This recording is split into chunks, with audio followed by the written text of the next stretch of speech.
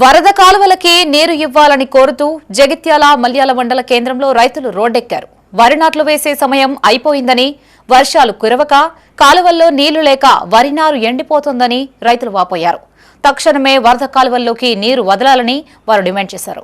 కాగా రైతులకి మద్దతు తెలిపేందుకు వస్తున్న బీఆర్ఎస్ నేతలు జీవన్ రెడ్డి, సుంకి రవిశంకర్ ను పోలీసులు ముందస్తుగా అదుపులోకి తీసుకున్నారు.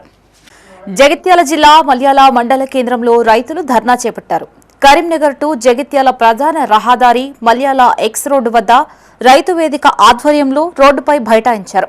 వరి నారును రోడ్డుపై పోసి నిరసన తెలిపారు. దీంతో రోడ్డుకు ఇరువైపులా పెద్ద ఎత్తున వాహనాలు నిలిచిపోయాయి. సమాచారం అందుకున్న పోలీసులు అక్కడికి చేరుకొని వారికి నచ్చజెప్పే ప్రయత్నం చేశారు. సీజన్ ప్రారంభమై 2 నెలలు కావస్తున్నా ఇప్పటి వరకు సరైన వర్షాలు కురవడం లేదని రైతులు వాపోయారు. వరద కాలువల్లో నీరు లేకపోవడంతో ఇప్పటికే సిద్ధం చేసుకున్న నారుమడ్లు ఎండిపోతున్నాయని ఆవేదన వ్యక్తం చేశారు. తక్షణమే అధికారులు స్పందించి వరద కాలువల్లోకి నీరు వదలాలని డిమాండ్ చేశారు. ఈ కార్యక్రమంలో పెద్ద ఎత్తున రైతులు పాల్గొన్నారు.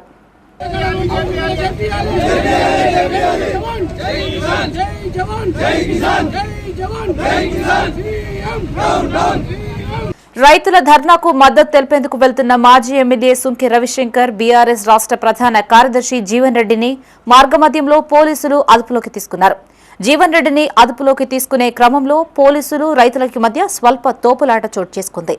ఈ సందర్భంగా జీవన్ రెడ్డి ప్రభుత్వంపై ఫైర్ అయ్యారు. తన 40 ఏండ్ల ప్రజా జీవితంలో పోలీసులని అడ్డుపెట్టుకుని ప్రజా ప్రతినిధుల్ని అడ్డుకోవడం ఎప్పుడూ చూడలేదు అన్నారు. హిట్లర్ పాలనని ఆదర్శంగా తీసుకున్నట్టుగా కాంగ్రెస్ ప్రభుత్వం వ్యవహరిస్తుందని ఆరోపించారు. పోలవరం తరహాలోనే ఇక్కడ కూడా కాపర్ డ్యాం నిర్వహిస్తే సమస్యకి పరిష్కారం లభిస్తుంది అన్నారు. ఇప్పుడు ఇవాళ కూడా ప్రభుత్వం అధికారులు చెప్పేది ఏంటంటే అక్కడ దాదాపు 20,000 క్యూసెక్ నీటి ప్రవాహం ఉందని చెప్పంటున్నాను నేను. ఇప్పుడు NDSA national dam safety authority ఏదైతున్నదో వాళ్ళు మేడిగడ్డ బ్యారేజ్ మరమ్మతులు చేయకుండా నీటి నిలుపుదల చేయొద్దని చెప్పన్నారు. కన్నెపల్లి పంప్ హౌస్ వద్ద ఏదైతుందో ఇప్పుడు ప్రాణిత నీటి ప్రవాహం ఏదైతుందో ఇప్పుడు 93.5 మీటర్ 93.5 మీటర్ చేరుకుంటే వీళ్ళ కన్నెపల్లి పంప్ హౌస్ నుండి డైరెక్ట్గా నీటి ఎత్తిపోయొచ్చు అని చెప్పంటున్నాం. మొత్తం ఇవాళ సాగునీటి రంగ నిపుణులు అందరూ కూడా చెప్తున్నారు. వెదర్ శ్రీరామ్ గారు కూడా చెప్పిండ్రు, శాస్త్రి గారు కూడా చెప్పిండ్రు.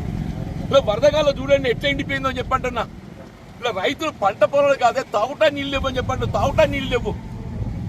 అసలు మీరు ఇంత దేశాలు పోయి అంత ఈర్ష్య దేశాలతో ఏది ఇస్తుందో నీళ్ళు ఇస్తే ఎక్కడ కేసీఆర్ పేరు వస్తుందో ఇది ఎవరి పేరు సమస్య అనేది కాదు.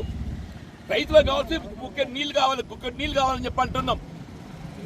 అటువంటి నీటి ప్రవాహం ఇవాళ నీరు దమ్మలాన్ని రావాలి గీత కార్మికుని చెప్పాలి మొత్తం ఎండిపోయింది తగ్గల పొలాలన్నీ నీటి విడుదల చేయమని చెప్పాలంటే ఏదైతుందో నడి రోడ్డు నాటుకోవడం ఏంటి నాకు అర్థం కాదు. నా సుదీర్ఘ ప్రజా జీవితం 4 దశాబ్దాలు 40 ఏళ్ళలో ఏదైతుందో ఇంత అడ్డుకున్న వాళ్ళని ఎవరిని చూడలేని చెప్పంటున్నాం.